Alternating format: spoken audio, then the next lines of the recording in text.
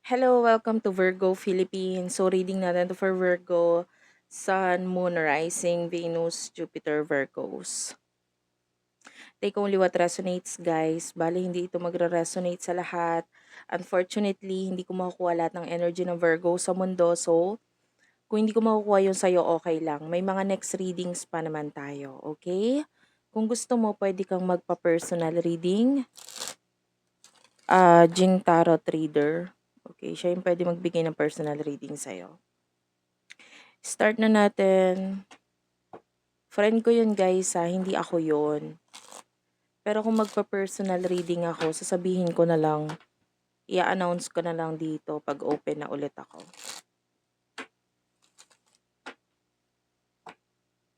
Kunin natin yung main energy mo, main energy ng person na kakonect mo.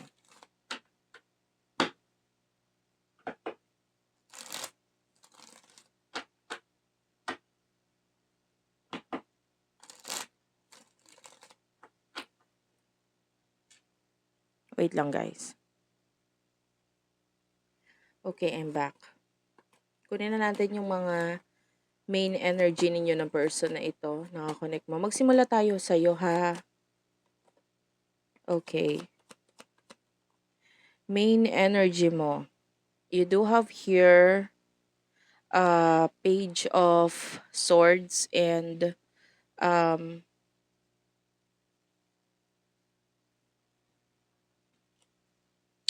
Ace of Wands. Okay. Aries, Leo, Sagittarius, Gemini, Libra, Aquarius energy. Okay. Virgo, saan nakikita natin dito? I do actually like this, Ace of Wands. Nakakita tayo dito ng mga actions na may kinalaman sa mga new beginnings na pwedeng nangyayari ngayon eh. Unti-unti na nagkakaroon ng mga new beginnings sa'yo ngayon. And the Page of Swords, yung iba, maybe new beginnings na may kinalaman sa child or maybe a person na pwedeng ikaw ito na nagte-take actions ka na dito sa person na to according sa gusto nyong mangyari or gusto mong mangyari sa inyong dalawa or sa person na ito. The Ace of Wands, I feel like yung iba sa inyo nagkakaroon ng mga ideas, mga nasa isip mo, ano ba yung mga gusto mong isakatuparan, no? Ano yung mga gusto mong mangyari sa buhay mo ngayon na pwedeng um, ipupush mo sa buhay mo. And nakakita tayo dito ng lakas ng loob para gawain mo na i-push itong mga bagay na ito. And the Five of Swords, yung iba medyo nangyari sa'yo to eh. Five of Swords is like problem.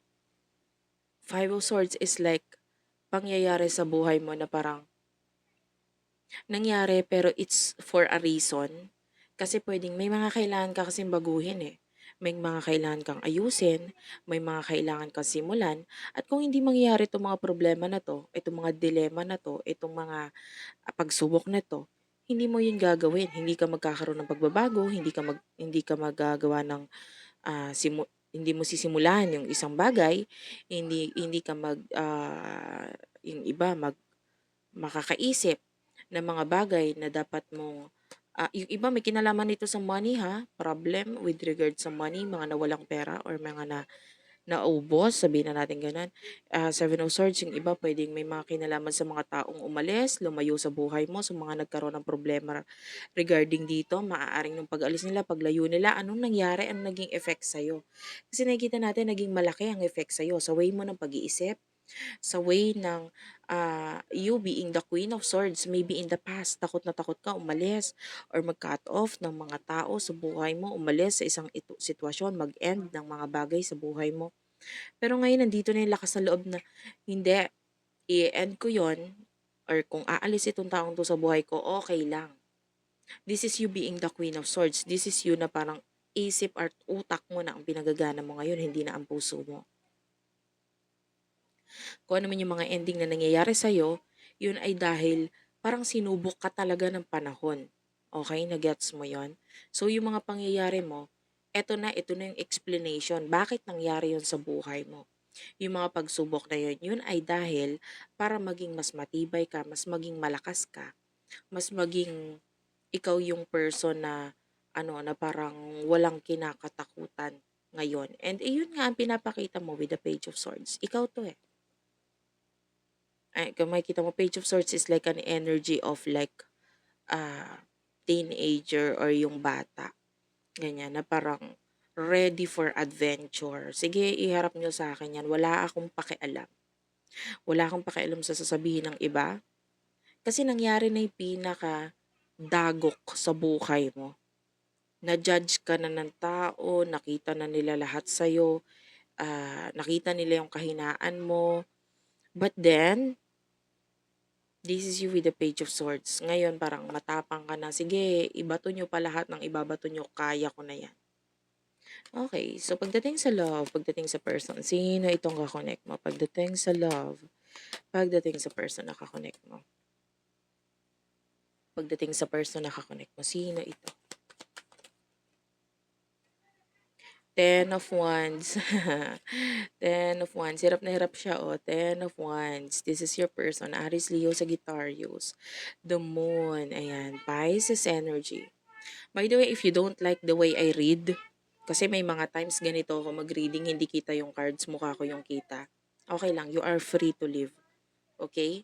Kasi gagawin ko yung reading na gusto kong gawain according sa kung paano ko nararamdaman na gagawain yon. Sometimes I do this, I want to get your energy through this. Okay? Depende rin sa spirit guides ko. I do have my spirit guides and they are the one telling me na, oh, mas maganda ganito na mga gawin mo. 'Di ba? And you do have here the Ace of Pentacles, Taurus, Virgo, Capricorn. The Empress. Oh, wow. Alam mo tong person na to, hirap na siya eh. I know some of you pwedeng, I don't know if you care about this person, pero yung iba pwedeng wala kang pakialam kasi ang focus mo new beginnings eh. Yung iba naman sa inyo pwedeng nahuhumaling itong person na ito sa'yo ngayon. Lalo na with the Ace of Pentacles, gusto niya ng new beginning. With the, some of you, this is a new person. This is a new person, nagkakaroon ng secret admirer kind of energy. With the Moon, ayan. Pwedeng hindi pa niya sinasabi kung ano yung gusto niyang mangyari, kung ano yung nakikita niya sa connection ninyo, kung ano yung nararamdaman niya para sa'yo. Pwedeng hindi ka pa niya ina-aware doon. Pero nakikita na natin dito na itong person na ito, ay gusto ka niya. The Ace of Pentacles is here, Taurus, Virgo, Capricorn energy.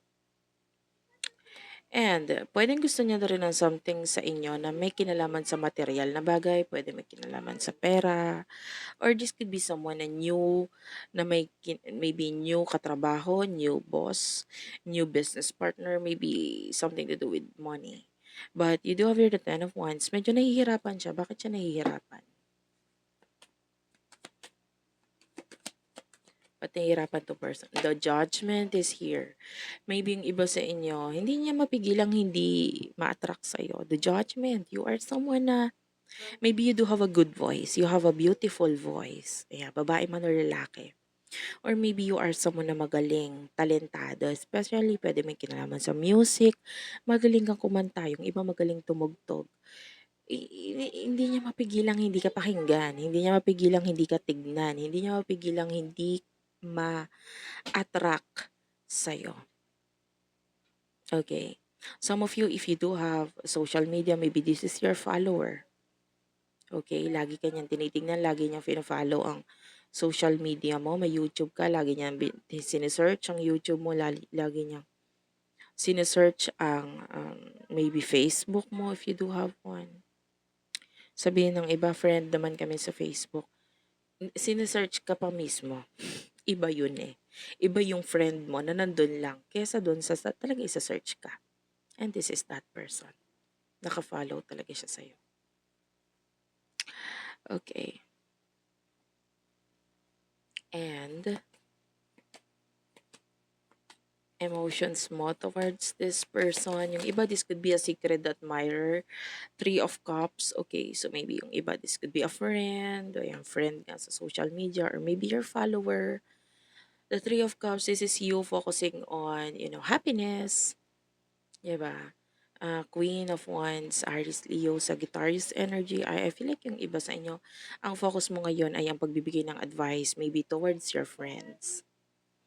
Kung friend kayo nitong person na to, kung may communication, connection kayo, so yung focus mo might be, or recently lang may mga communication kayo regarding sa pagbibigay mo ng advice sa kanya. I like this energy. The Fool is here at the bottom of the deck. So, I feel like, I don't know, you are kind of more like adventurous. Wait lang, itatry ko kasi as much as possible Tagalogin. Kasi may mga nagko-comment, Tagalogin ko daw para mas maintindihan. Pero may mga times kasi na ang hirap ilagay sa Tagalog. Katulad nung adventurous. Hindi ko siya alam kung paano Tagalogin. So, ayun. Ah, so, maaaring ikaw tinatry mong maging adventurous, tinatry mong um, alamin sa ito. Maybe tinatry mong alamin, ano pa ba yung mga alam ko, skills ko, knowledge ko, hobbies ko, na pwedeng somehow makatulong sa akin.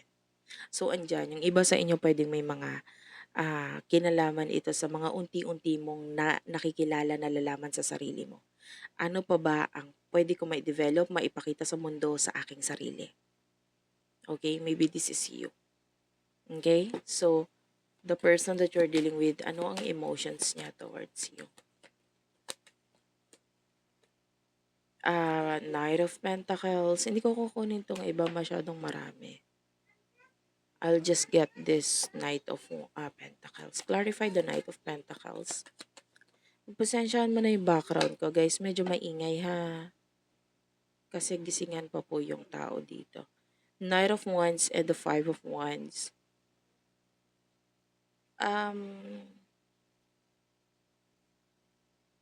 I feel like may gusto siyang ibigay or maybe gusto niya makipag-connect, communicate sa'yo. Kaya lang baka may magalit. The Five of Wands, this is showing us aggressiveness. Okay. Nagpapakita ito as galit, nagpapakita ito as mga tao or pwedeng isang tao lang, particular person, or pwedeng marami. Na pwedeng naging dahilan na parang bakit hindi ko pwedeng ibigay sa ito, bakit hindi ko pwedeng i-offer sa'yo ito with the Knight of Pentacles. And the Knight of Wands, yeah, this person wants to take action. Gusto niya mag-take ng action. Kasi, pero wala siyang magawa eh. Kasi the Four of Swords, Gemini, Libra, Aquarius energy, wala siyang magawa.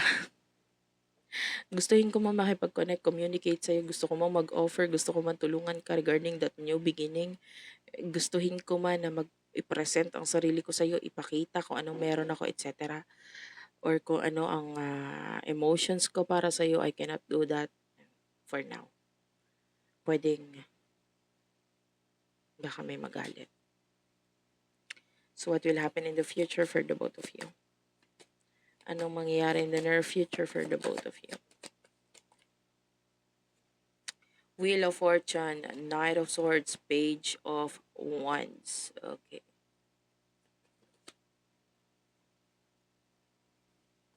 Eight of Pentacles is here.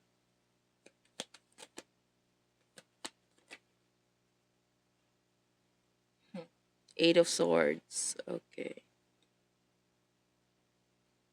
Two of Pentacles. Clarify the Two of Pentacles.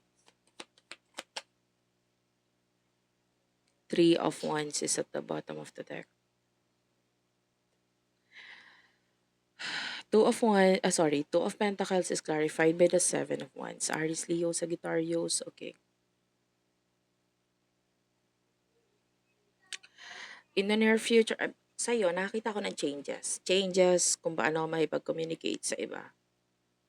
Changes kung paano ka makipag-connect. Hindi lang sa person ito, but maybe sa social media. Page of Wands is like email, calls, social media, messenger, mga ganyan. So, may mga pagbabago sa kung paano ka makipag-connect or communicate sa iyong social media. Maybe yung iba sa inyo may mga pagbabago na pag-uusapan or gagawin regarding pagta-travel with the Knight of Swords, Gemini, Libra, Aquarius. So, I can see you maybe in the future. Focus mo is paano ako makakapag-travel or paano ako magkakaroon ng growth with the Three of Wands. So, may mga regarding dyan. Maybe with regards to friends, mga kasama, mga kaibigan, or maybe people na involved. Yeah, Four of Wands may kinalaman sa stability. Yung iba sa inyo pwedeng may relocation, pagpapalit ng negosyo, or pagpapalit ng pwesto ng negosyo, pagpapalit ng pwesto ng career kung saan ka magtatrabaho, or maybe if you are someone na gustong maglipat ng tahanan, maglipat ng trabaho, maglipat ng negosyo, something to do sa relocation. So, I can see pagbabago, malaking pagbabago sa iyo in the near future. So, person na ito, well, a person, Two of Pentacles, pwedeng ito person na ito may choices, may other person, may other people na involved, or may other option, other connection. Seven of Wands, medyo mahirap para sa kanya, Seven of Wands, kasi I feel like alam niya kung anong gusto niya, kaya lang medyo magiging mahirap. Marami siyang kalaban, marami siyang dahilan kung bakit hindi pwede. The Eight of Pentacles and the Eight of Swords. I feel like this person, nakakita tayo ng wala siyang action na gagawain in the near future pagdating sa'yo, pero alam niya na in the near future na ikaw ang gusto niya, na ikaw ang minamanifest niya. Maybe with the Eight of Swords and the Eight of Pentacles, and nakikita pa natin, actually, this is an angel number 888. Tapos, meron ditong infinity sign, which is showing us number 8, so 888. Tapos, infinity sign, which is a sign for forever. So, maybe itong person na to, nakikita niya na, ikaw yata yung para sa akin. Ikaw yata yung gusto ko. Ikaw yata yung gusto kong makapartner sa future. Okay? Pero wala siyang magawa eh. Pero nandun yung realizations niya na, teka lang. 'Di ba sabi ko sa'yo pwede may choices siya. Wala lang siyang kakayahan na gumawa ng action regarding the choices. Pero alam niya sa sarili niya kung sino ang pinaka-choice niya. And pwedeng ikaw yon. Thank you for watching guys. I love you all and bye-bye.